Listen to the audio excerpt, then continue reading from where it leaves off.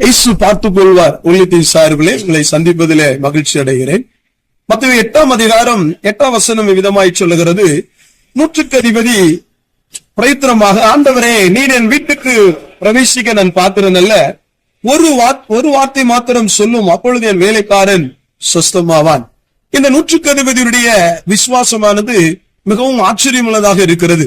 ஆண்டவருடைய அன்பை அறிந்த யூதர்கள், இஸ்ரவேலர்கள் கூட தேவனாய் கர்த்தரை ஏற்றுக்கொள்வதற்கு அங்கே விருப்பமில்லாத சூழ்நிலையிலே இந்த நூற்றுக்கு அதிபதிக்குள் ஒரு விசுவாசம் வருகிறது.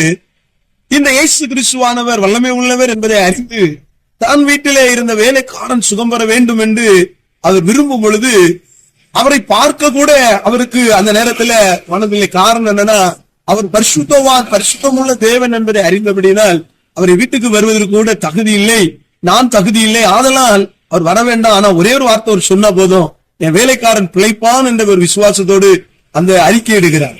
அதனாலே அந்த நூற்றுக்கு அதிபதி வீட்டுடைய வேலைக்காரன் அங்கே சொஸ்தமாகிறதை, விடுதலையாகிறதை பார்க்க முடிகிறது. இன்றைக்கு நாம் கிறிஸ்தவ வாழ்க்கையில வாழுகிறோம், கிறிஸ்தவர்களாக இருக்கிறோம், ஜீவிக்கிறோம்.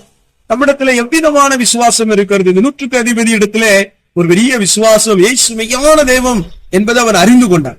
இயேசு மெய்யான ரட்சகர் என்பதை அறிந்து கொண்டார். இயேசுதான் அற்புதம் செய்கிறவர் என்பதை அறிந்து கொண்டார்.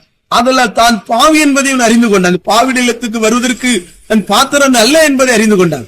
அதனாலதான் அந்த நாட்களிலே அந்த வேலைக்காரனை ஆண்டவராய் இயேசு கிறிஸ்துவானவர் சுகமாக்கினார். அது மாத்திரம் அல்ல, இப்படி ஒரு விசுவாசத்தை நான் பார்க்கவில்லை என்று இந்த அதிகாரத்திலே ஆண்டவர் எழுதி வைத்திருக்கிறோம். அதனால் நாமும் விசுவாசம் உள்ளவர்களாக நூற்றுக்கு அதிபதியை விட மேலான ஒரு விசுவாசத்தை பெற்றவர்களாய் வாழுவோம். நம் வீட்டில் இருக்கிற பிரச்சனைகள், போராட்டங்கள் மாற கர்த்தர் உதவி செய்வாராங்க. God bless you.